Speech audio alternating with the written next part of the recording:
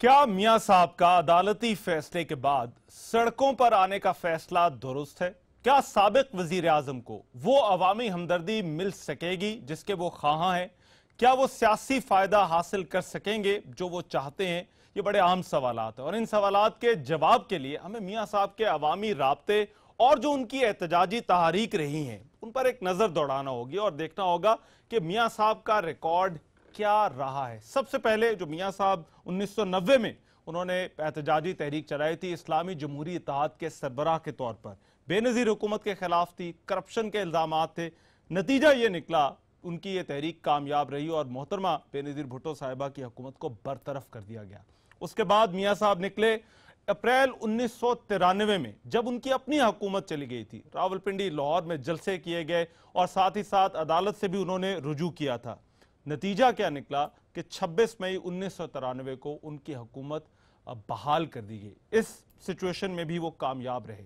तीसरी दफा मियां साहब निकले सितंबर 1994 में और उस वक्त मुस्लिम लीग नून ने पीपल्स पार्टी की हुकूमत के खिलाफ तहरीके निजात शुरू की थी और ट्रेन मार्च आपको याद होगा उस वक्त हुआ। उस वक्त क़यादत जो थी वो मियां साहब ने की थी और नतीजा ये निकला कि बेनजीर साहिबा की हुकूमत नहीं गिराई जा सकी थी। इस इंस्टेंस में मियां साहब जो थे वो नाकाम रहे थे। फिर मियां साहब बाहर आए अक्टूबर 1996 में, जब उन्होंने इस्लामाबाद की तरफ मार्च का ऐलान किया था और यह मार्च था बेनजीर साहिबा की हुकूमत के खिलाफ। नतीजा यह निकला कि दिसंबर 1996 में ही मोहतरमा की हुकूमत को बरतरफ कर दिया गया। ये जो हुकूमत थी वो खत्म कर दी गई, यानी मियां साहब कामयाब रहे। फिर मियां साहब सितंबर 2007 में जब वतन वापस आए, वो एक इंस्टेंस था जब उनका इसी तरह से अवामी राब्ता उसे कह ले या एहतजाजी तहरीक कह ले। मुशर्रफ हुकूमत थी, जबरदस्ती दूसरी फ्लाइट से वापस जद्दा भिजवा दिया गया। ना तो कारकुन जमा हुए, ना ही मियां साहब एयरपोर्ट से बाहर आ सके। नतीजा मियां साहब नाकाम रहे। मगर उसके कुछ ही माह बाद 25 नवंबर 2007 को मियां साहब ने एक मरतबा फिर से वापस आने का फैसला किया, जलावतनी खत्म की और इस मरतबा वो कामयाब रहे। बाहर आए, पाकिस्तान आ गए और फिर उन्होंने परवेज मुशर्रफ के खिलाफ जो है वो रैलियों की क़यादत भी की और तहरीक भी चलाई, यानी सियासी तौर पर वो कामयाब रहे। और उसके बाद मियां साहब ने इसी तरह की एक अवामी तहरीक चलाई फरवरी 2009 में, जब जजेस की बहाली का मामला था। जीटी रोड पर मार्च का ऐलान किया। साबिक सदर आसिफ अली जरदारी ने उन्हें अपने घर में नजरबंद करने की भी कोशिश की, मगर मियां साहब निकले। नतीजा ये निकला कि जब गुजरांवाला मार्च पहुंचा तो मियां साहब कामयाब हो गए। मियां साहब का ये जो रिकॉर्ड है ये उनकी फेवर में जाता है, लेकिन ये हालात बड़े मुख्तलिफ है। इस मरतबा पहली मरतबा होगा कि मियां साहब अपने खिलाफ होने वाले किसी अदालती फैसले के हवाले से अवामी राब्ता करने निकले और वो भी इन हालात में जबकि उनकी जमात हुकूमत में है।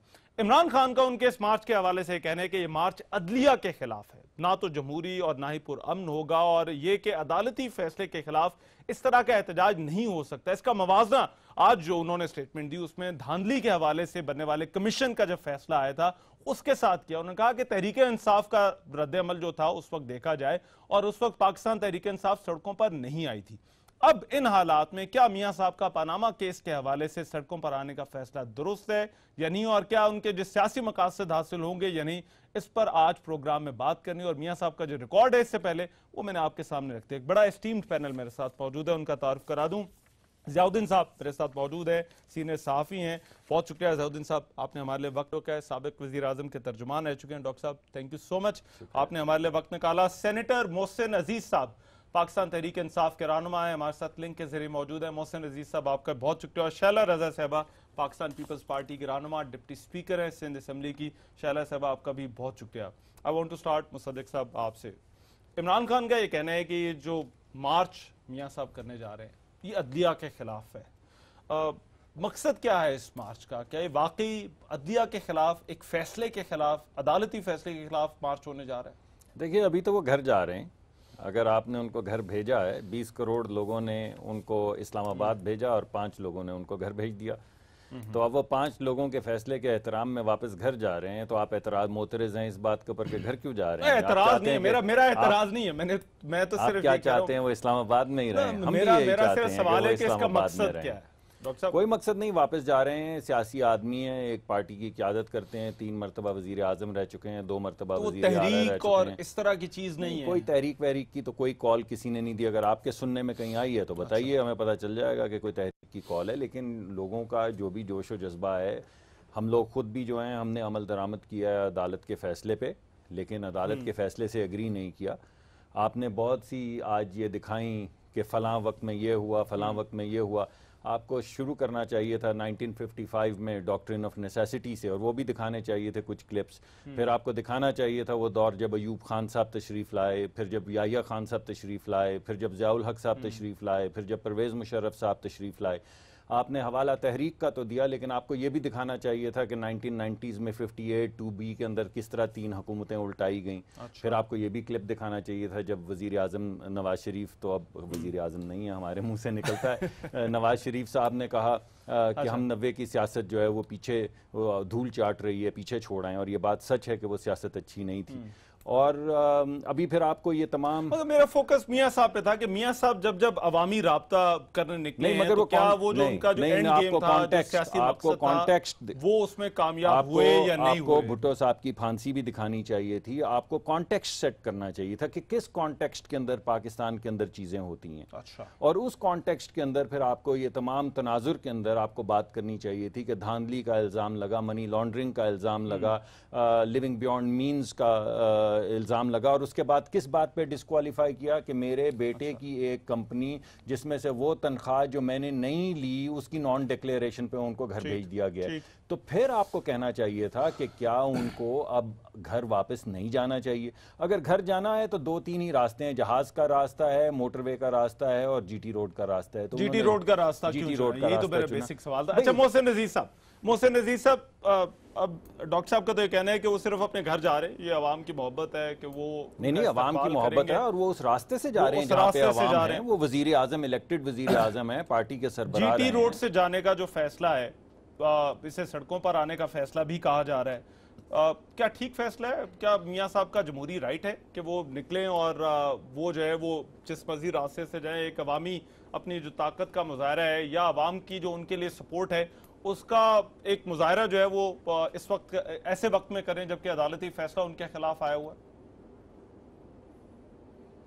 देखिए, बात यह है कि मियां साहब ने और मुस्लिम लीग नून ने हमारे इस अवाम का बहुत सब्र का इम्तिहान लिया। पिछले 1.5 साल में ये होता रहा कि, और ये देखते रहे हम कि क्या होता रहा, हुकूमती मशीनरी किसके पीछे लगी रही, अवाम कहाँ रुलते रहे, क्या होता रहा। आज भी इम्तिहान लेना चाहते हैं, बेशक ले लें, लेकिन बात यह कि वो उन्होंने अगर बात ही करना है, अपने जो मिनिस्टर्स हैं उनकी उन्होंने वफादारियों का चेक करना है, तो जाके मीनार पाकिस्तान पे जलसा करें ताकि पता लगे। जीटी रोड तो वो जगह है जहाँ पे कि एक अगर ब्रेक लगाएं, कुत्ता गाड़ी के सामने आ जाए, एक ब्रेक लगाएं तो पीछे 25 गाड़ियाँ जमा हो जाती हैं, और वहाँ पे तो लोग वैसे ही जब में गफीर जमा होता है। तो अगर उन्होंने शो ऑफ स्ट्रेंथ करनी है तो जाके वहाँ करें, पहली बात ये है। दूसरी बात पे ये बात करा था कि यहाँ पे मुसद्दिक मलिक साहब ने कहा कि 5 लोगों का फैसला, ये 5 लोग नहीं है, प्लीज माइंड योर लैंग्वेज।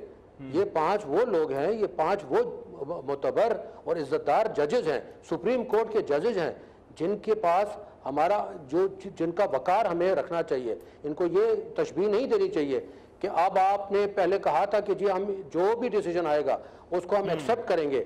आप तो हम लोगों को यानी पीटीआई वालों को कहते हैं कि ये यू टर्न के जो है ना लोग हैं, आप नून टर्न के हैं। आप आज नून टर्न कर गए, आज आप कहते हैं अकामा से पनामा से अकामा तक और वगैरह वगैरह इल्जामात लगा रहे हैं। आपने खुद कहा था कि हम इस जजमेंट को मानेंगे, आज आप जाके एनआरकी फैलाना चाहते हैं। पहले मुल्क का आपने इम्तिहान ले चुके हैं, पहले 1.5 साल आप ये सब कुछ करते रहे कि इकोनॉमी खत्म हो चुकी है, आज एक्सपोर्ट खत्म हो चुके हैं, आज जो हमारी बैलेंस ऑफ ट्रेड की पोजीशन आप देखें, आज फॉरेन या इंटरनल डेट की आप पोजीशन देखें वगैरह वगैरह। तो ठीक है, पिछले 1.5 साल से जो आप आवाम के साथ कर रहे हैं, आप आज वो कंटिन्यू करना चाहते हैं। आपको ये लग रहा है कि ये अदालती फैसले फैसले के खिलाफ एहतजाज हो रहा है? अच्छा शैला रज़ा साहब, I want your take on this. आपको क्या लगता है ये एहतजाज किस लिए, एहतजाज इसे कह ले या मियां साहब की रैली कह ले, चॉइस ऑफ वर्ड, तो अभी किसी डॉक्टर साहब का इस पर एतराज है, इस वर्ड पर। आपको क्या लगता है ये मियां साहब की जीटी रोड की जो रैली है ये किस लिए है? मियां साहब की नाअहली एक तरफ, उन पे जो मुकदमात खुलेंगे वो दूसरी तरफ, लेकिन मियाँ साहब की नक्लो अमल पे तो पाबंदी नहीं है ना। मियाँ साहब को एक मेंबर की हैसियत से या एक साबिक वजीर आज़म की हैसियत से कोई पाकिस्तान में चलने फिरने और बोलने पे पाबंदी तो नहीं लगाई गई है ना। और ये जो फैसला अदालत का होता है उस पे अमल एक अलग चीज़ है और वो आइन के हिसाब से उस पे अमल भी किया जा रहा है, लेकिन इसका मतलब ये तो नहीं है कि ये कोई माशाल्लाह है कि वो घर से नहीं निकल सकते, वो बोल नहीं सकते, वो लोगों से मिल नहीं सकते और ये उनका अपना काम है। हाँ, पार्टी की सदारत उनके पास नहीं होनी चाहिए। जो जहाँ तक मुझे याद आता है पहले दिन उन्होंने कहा था कि सदारत, अगर आपको लगता है शैलेश साहब ये दोनों काम अलग रह सकेंगे, एक तो नकलो अमल वैसे होती है वैसे निकलना, एक होता है कि फिर जब आप इस तरह रैली में जाएं आप तकारीर भी करेंगे, जगह जगह आपका इस्तकबाल होगा, तो उसमें तकारीर में जो कुछ कहा जाएगा वो इस अदालती फैसले के हवाले से कहा जाएगा ना, तो वो तो फिर कोई और बात तो नहीं करेंगे, वो तो लोगों में तो इसीलिए जा रहे हैं। मैंने आपसे कहा कि फैसला जो होता है कॉन्डक्ट पे हम बात नहीं कर सकते। फैसला आने के बाद फैसला अवाम की प्रॉपर्टी होता है, उस पे बात की जा सकती है। हमारी सारी पॉलिटिकल पार्टी से नज़रियाती इख्तलाफात से ही हम आइन के हिसाब से अमल भी चाहते हैं फैसले पे, लेकिन इस पे फैसले पे बातचीत करने से तो नहीं रोका जा सकता ना। ये कोई ऑर्डिनेंस तो नहीं है कि नाफिज भी हो और सब माने भी। देखिए इस पे अमल हो गया, लेकिन आप नवाज शरीफ साहब पे इस वक्त अंटिल अनलेस कि वो गिरफ्तार ना हो जाएं आप उनके नकलो अमल पे पाबंदी नहीं लगा सकते। I get your point. I get your point. Messages देना चाहें तो वो दे सकते हैं। ये तो बड़ी अजीब सी बात है कि हम चाह रहे हैं कि एक अगर वो नायल हुए तो जी हमारी मर्जी से बोलें, हमारी मर्जी से चलें। इस मुल्क में आईन है, ये तो माशाल्लाह की भी बदतरीन मिसाल होगी अगर हम ये बात करेंगे। ठीक है ज़ियाउद्दीन साहब, अदालती फैसले के हवाले से मैंने कहा कि बातें तो होंगी, रैली निकाली जा सकती है, इसमें हाँ नहीं, शैला की बात से मैं एग्री करता हूँ, लेकिन एक दो तीन बातें हैं इसमें। नवाज शरीफ साहब ने कभी भी जीटी रोड से ट्रैवल नहीं किया, वो मोटरवे से करते रहे। अच्छा। जीटी रोड से ट्रैवल करना जो है ना डेफिनेटली नई बात है, कहा जाता है, लेकिन ये कभी नहीं उन्होंने ट्रैवल किया। वो एयरवेज भी शायद कम ही इस्तेमाल करते हैं, सिर्फ मोटरवे इस्तेमाल करते हैं इन्हें इस्लामाबाद और लाहौर के दरमियान में सफ़र करने के लिए। पहली बात तो ये। दूसरी बात तो ये कि जिस तरह से इन्होंने केस लड़ा है, अगर आप जाएं उस फ्रॉम डे वन, तो उससे यही लगा है कि फ्रॉम डे वन इन्होंने कोशिश ये की कि मार्टायर बनना, कि मेरे खिलाफ जो है ना कॉन्स्पिरेसी हो रही है। ये मुस्तकिल पहले दिन से इन्होंने शुरू किया। अब आपने याद है आपको GIT के सामने बयान देने के बाद ये और उनके साहबजादे जब वापस आते थे तो प्रेस कॉन्फ्रेंस जो करते थे उसमें भी वो अपने आप को विक्टिम की हैसियत से पेश करते थे। तो लगता ये था कि वो एक मार्टायर के किस्म की जो है ना अपनी इमेज बनाकर finally they were not serious to contest करने, इलेक्शन केस को कंटेस्ट करने में they were not serious. They were always trying to create this environment कि हम शहीद हो रहे हैं, हमारे खिलाफ कॉन्स्पिरेसी हो रही है। और ये यानी इसके बाद से ये जो मोमेंटम बनना है। Do you find a problem कि अगर किसी के खिलाफ अदालती फैसला है, किसी सियासी, इमरान खान ने भी आज कहा, उन्होंने कहा हमारे खिलाफ भी आया था धांधली वाला, हमने तो कोई रैली या कोई जलसा नहीं किया, तो मियाँ साहब का इस तरह से बाहर निकलना इसमें कोई बुरी बात नहीं है। कोई बुरी बात नहीं, लेकिन एक बात मुझे याद आ रही है, जब भुट्टो साहब उनके निकाले जाने के बाद कराची उन्होंने बाई ट्रेन सफ़र किया, वापस घर जा रहे थे वो भी, तो जो जिस किस्म की वालिहाना तरीके से पब्लिक ने उनको सपोर्ट पेश की, उसके बाद ज़िया-उल-हक डर गया। फिर उसके बाद उन्होंने केसेस उनके खिलाफ उनको अरेस्ट कर लिया था लाहौर में। तो वो मुझे डर यही है कि अगर ये रैली सक्सेसफुल होती है तो द एस्टैब्लिशमेंट उसकी क्या रिएक्शन होगी, मुझे खौफ है। लेकिन एक बात और, establishment today is not as strong as it was during that Zia-ul-Haq, जब भुट्टो के टाइम, वेरी वीक टुडे। यानी अगर इंटरनेशनल जो सिचुएशन देखें, मगर उस वक्त तो मशरकी पाकिस्तान के बाद तो कहा जा रहा था कि बैक फुट पर है। उसके बाद रिहैबिलिटेट खुद भुट्टो साहब ने किया था फौज को। अच्छा। लेकिन आप याद रखें इस वक्त पाकिस्तान की फौज जो है वो 4 फ्रंट पे लड़ रही है, इंडिया, अफगानिस्तान, ईरान और अंदर। और फिर इनके ताल्लुकात जो पाकिस्तान की फौज के अमेरिका के साथ बहुत ही अच्छा, खराब। मैं सर इस पॉइंट पे जरा वापस आऊंगा, क्योंकि ये बहुत कहा जा रहा है कि ये कहीं ऐसा ना हो कि पूरी जमहूरियत का या पूरे सिस्टम का जो है वो बिस्तर गोल हो जाए, और ये जो खदशात दायर किए जा रहे हैं इनमें किस हद तक जो है वो मेरिट है, इस पर हम गुफ्तगू जारी रखेंगे। हमारा पैनल हमारे साथ मौजूद है, इस ब्रेक के बाद वापस आ रहे हैं।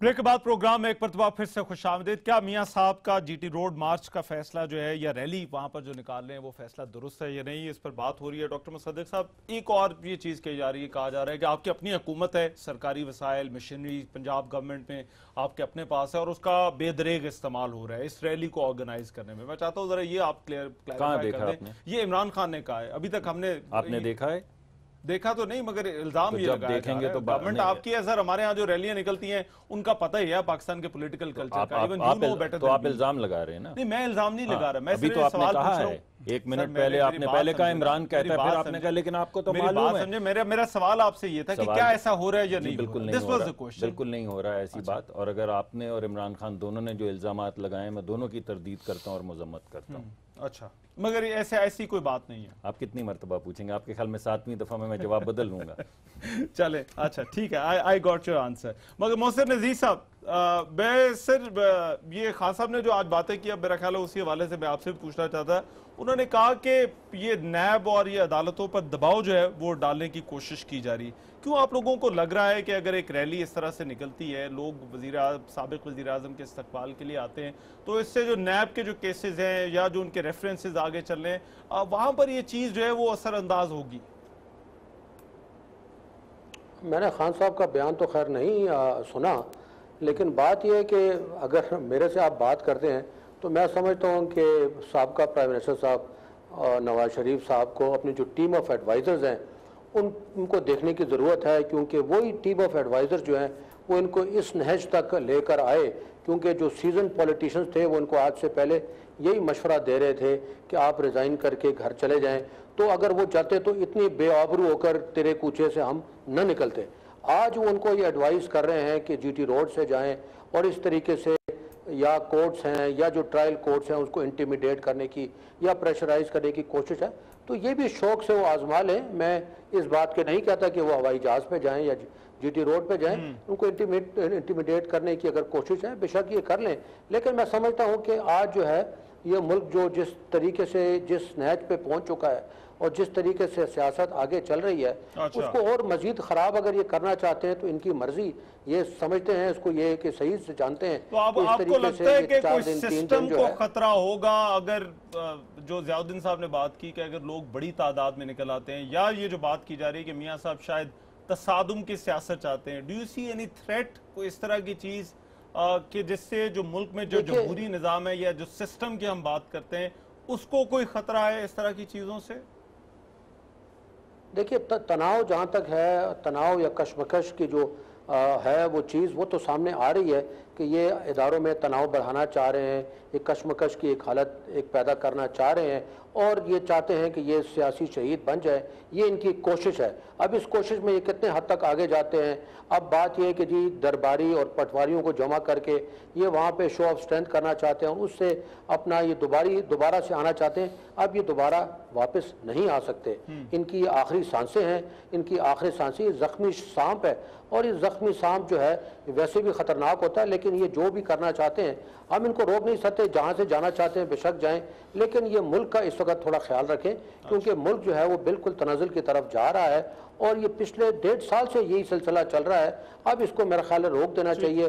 मॉरल तो हम कहते रहे कि may morally he should have step down long ago, वो उन्होंने स्टेप डाउन नहीं किया। आज ये इस तरह की हरकत से अपने आप ये तसादुम वाली जो बात है कि कन्फ्रंटेशन का मूड है इस वक्त पीएमएलएन का, ये क्यों तासुर जा रहा है? मैं तो दो चीज़ें आपके सामने पेश करूंगा। एक तो ये कि मैं तो बड़ी एहतराम से गुफ्तगू कर रहा हूँ, भाई ज़रा सख्त ज़बान बोल रहे हैं। बात यह है कि जिस दिन पीटीवी पे हमला किया गया था उस दिन मुल्क को कोई ख़तरा नहीं था। जब यहाँ पे 4 महीने धरना दिया गया है, जब चीन के सदर जो हैं वो यहाँ पर नहीं आ पाए, उस दिन मुल्क को कोई ख़तरा नहीं था। जिस दिन सुप्रीम कोर्ट के सामने वो गीली शलवारें टांगी गईं जहाँ पे सुप्रीम कोर्ट लिखा हुआ था, उस दिन किसी इदारे को कोई ख़तरा नहीं था। जिस दिन ट्रक लगा के इन्होंने तोड़ी दीवार पार्लियामान की और पार्लियामान पे कब्ज़ा करने की कोशिश की, उस दिन कोई ख़तरा नहीं था मुल्क को। जिस दिन इन्होंने सेक्रेटेरिएट का घेराव किया और 3 दिन सेक्रेटेरिएट बंद रखा और हुकूमत को काम नहीं करने दिया, उस दिन कोई ख़तरा नहीं था। आज जीटी रोड पे सिर्फ गुजर जाने से, आप बार बार कह रहे हैं तहरीक, आप बार बार कह रहे हैं रैली, ना मैंने रैली कहा है ना मैंने तहरीक कहा है। जब रैली और तहरीक का वक्त आए और हम आवाज़ दें तो आप हमसे रैली और तहरीक का जवाब मांगें। वज़ीर आज़म वापस जा रहे हैं, आप मोतरज़ इस बात पे हैं कि वो हमेशा जाते हैं हाईवे से, मोटरवे से, और आज जीटी रोड से जा रहे हैं। यानी ये भी उनको हक नहीं कि वो ये फैसला कर सकें कि आज उन्होंने वहाँ से जाना है या नहीं, वो अपने लोगों से मिलें रास्ते में या नहीं मिलें, इस पर भी आप मोतरज़ हैं। तो तसादुम काहे का है? आपने एग्जाम्पल दी कि वो भुट्टो साहब आए थे और उनको फिर वो मरी से जहाँ से भी निकले और लाहौर तक पहुँचे तो अरेस्ट कर लिया, तो कर लें इन्हें भी अरेस्ट, पहली मरतबा करेंगे। क्या आपने वज़ीर आज़म को पहले अरेस्ट नहीं किया है? क्या इससे पहले वज़ीर आज़म को मुल्क बदर नहीं किया है? क्या त्यारा साजिश केस के अंदर 27-28 साल सज़ा नहीं दी है? क्या इससे पहले आपने उनको 21 साल के लिए नाअहल करार नहीं दिया है? आपकी गुफ्तगू से लग रहा है कि पॉलिटिकल ऑब्जेक्टिव नहीं है इस सारी चीज के पीछे। मैंने तो आपको कहा वो घर जा रहे हैं, आपने ये तमाम तसादुम वाली बातें और ये तमाम बातें हो रही है ना सर, आप कर रहे हैं ना, मगर हमें भी तो मौका दीजिए। हमें हम वही बात जो शैला रजा साहिबा ने की है, फैसला हो गया, किसी ने चूं चरा नहीं की, उस पर अमल दरामद किया। अब आप ये कहते हैं कि हम बात भी ना करें उस पर। अब आप ये कहते हैं, सवाल इसलिए पूछा जाता है कि मियां साहब पहले भी तो घर जाते थे, पहले जाते थे या नहीं जाते थे? रायवन जाते थे ना, तो क्या इसी तरह है तमाम से हर दफा जाते मोतरज़ हैं? नहीं, मैं मोतरज़ नहीं हूं। मैं इजाजत लें आप सबसे कि वो जीटी रोड से जाएं या नहीं। आप ये कह रहे हैं क्योंकि फैसला नहीं, मेरी भी गुजारिश, मैं आपसे ज्यादा मुद्दबाना गुजारिश करूंगा। आप पहले बात देखिए, बात यह है कि क्या उनको आज क्योंकि वो वजीर आजम नहीं रहे तो आपसे इजाजत लेनी चाहिए कि पहले वो जीटी रोड से नहीं जाते थे, आज जा रहे हैं। अगर वो अवामी राब्ता, रास्ते में लोग उनसे मिलना चाहते हैं, उन्होंने पहले कहा मैं हाईवे से जाऊंगा, लोगों ने कहा कि नहीं आप नहीं जा सकते, हम रास्ते में लेट जाएंगे हाईवे के ऊपर, हम आपको नहीं जाने देंगे, आप हमारे इलाके से होकर गुजरे।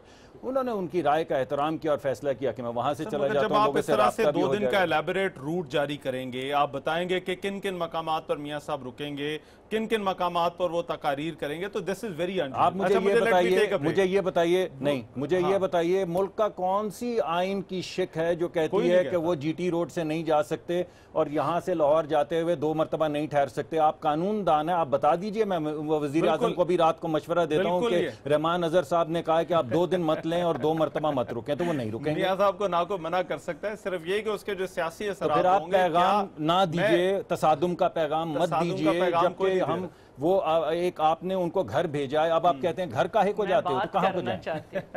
अच्छा चले, मुझे let me continue with this, मुझे एक ब्रेक लेने का कहा जा रहा है। मैं रजा साहबा की भी इस पर राय चाहूंगा। Will come back after this break.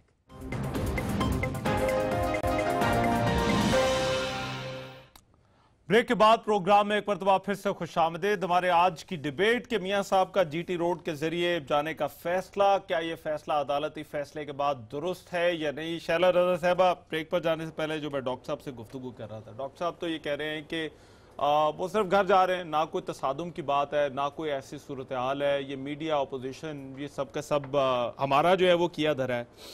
आपको कोई मुहाज़राई नजर आ रही है या आपको लगता है कि अगर ऐसी दो पार्ट्स कर ले, पहले तो क्या मुहाज़राई नजर आ रही है या नहीं आ रही, और दूसरा फिर क्या ऐसी मुहाज़राई से कोई सिस्टम को, पूरा जो निज़ाम है, क्या उससे कोई खतरा हो सकता है?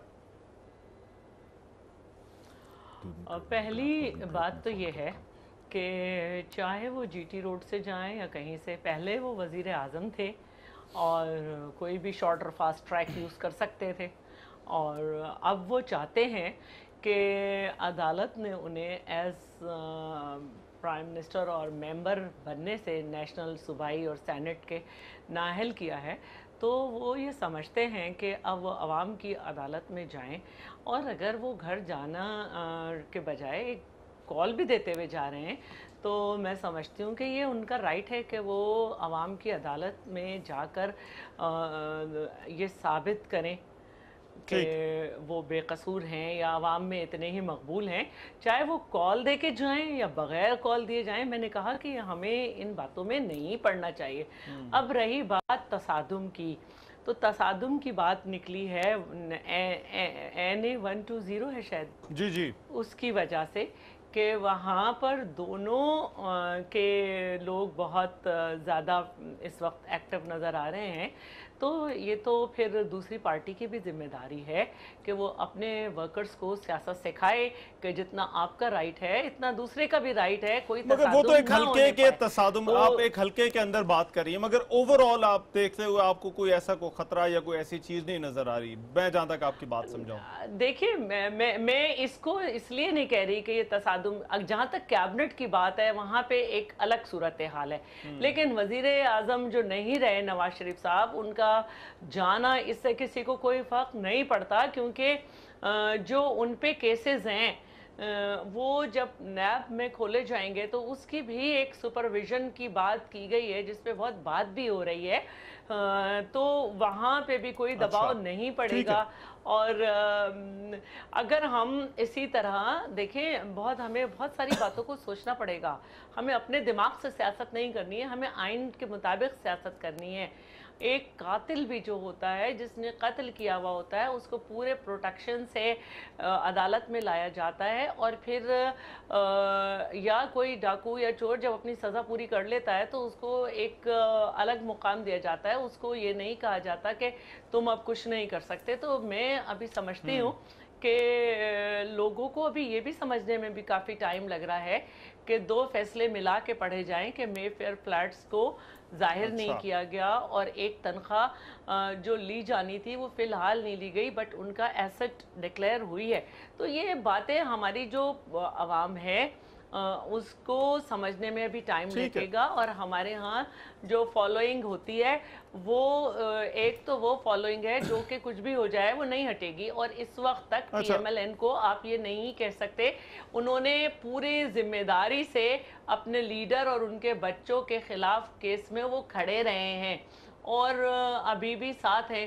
तो आई गेट योर पॉइंट, मगर एक यहाँ पर बड़ा आम नुक्ता है और जो आपने भी मेंशन किया, मैं अवामी मकबूलियत वाला, ज़ियाउद्दीन साहब, इस चीज़ का फैसला तो शायद इलेक्शन ही कर सकते, मगर इलेक्शन से पहले क्या ये किसी तरह से बताया जा सकता है, क्या रैली या जब वो मियाँ साहब सफ़र करेंगे तो वहाँ पर जो है वो डिटर्मिन किया जा सकता है कि नहीं जी मियाँ साहब जो है वो स्टिल इज़ वेरी पॉपुलर, वो बड़े मकबूल हैं आवाम में और जो उनका वोट बैंक है वो उनके साथ खड़ा है? मेरा ये ख्याल है कि इलेक्शनियरिंग शुरू हो चुकी है। अच्छा, ये अभी कुछ ही महीने रह गए, एक साल भी पूरा नहीं रहा, इलेक्शन होने वाला है।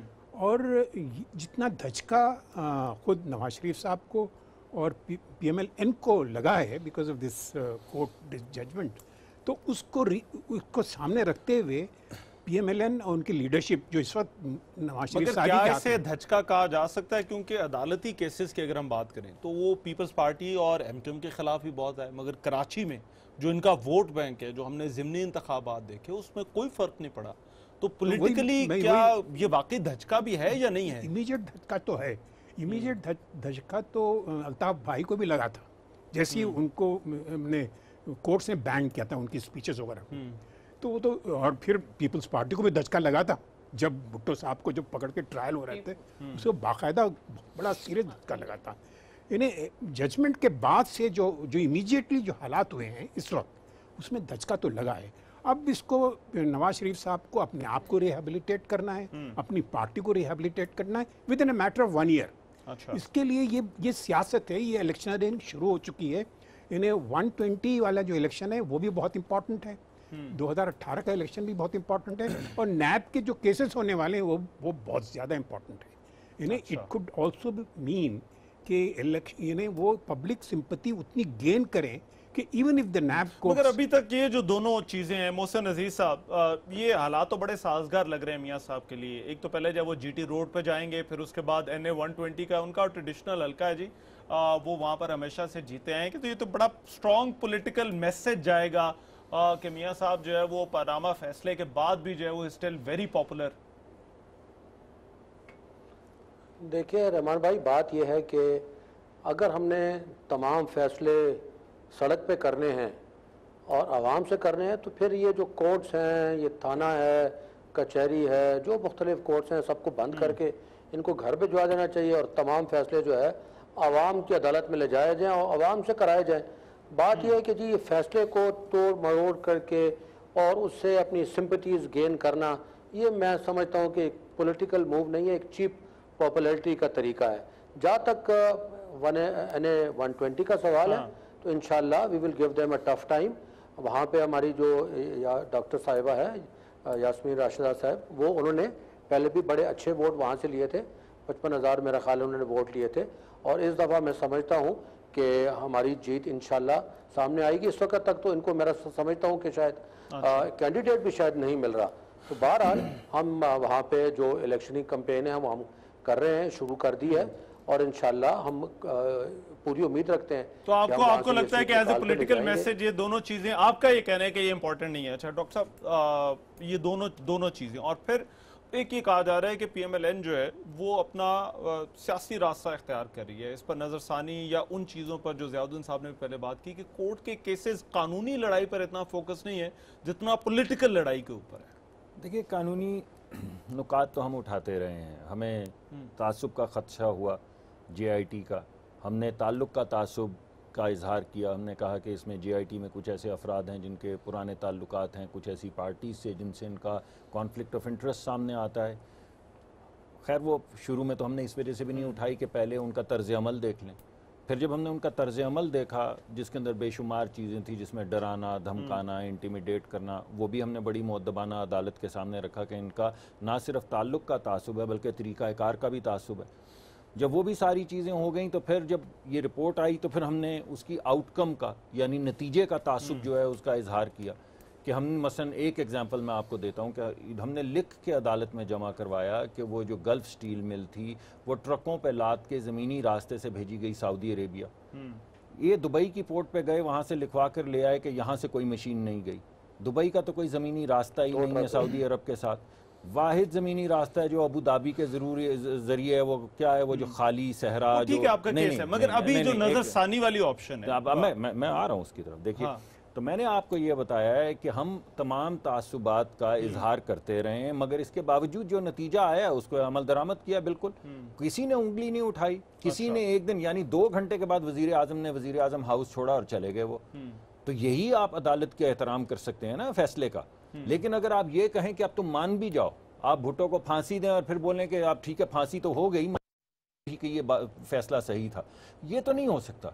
ये तो जब फैसला हो गया, इस तरह का प्रेसिडेंट हमें कम मिलता है कि जब फैसला हो गया, अदालती फैसले के बाद आप इस तरह से बाहर निकले। मियां साहब ने आप 2 दिन जो बातें की, नहीं आप एक मिनट नहीं, अभी तक इस फैसले को मानने के लिए तैयार नहीं है। मियां साहब कहते हैं कि ये मजाक है। देखिए रहमान नजर साहब मेरी बात सुने, 2 मुख्तलिफ चीजें हैं, उनके अंदर आप जरा डिफरेंशिएट करें। अमल दरामद करना और एक्सेप्ट करना, एग्री करना, ये 2 मुख्तलिफ चीज़ें हैं। कानून कहता है कि जब अदालत फैसला करती है आपको अमल दरामद करना है, उस पर मनोअन अमल दरामद हुआ है।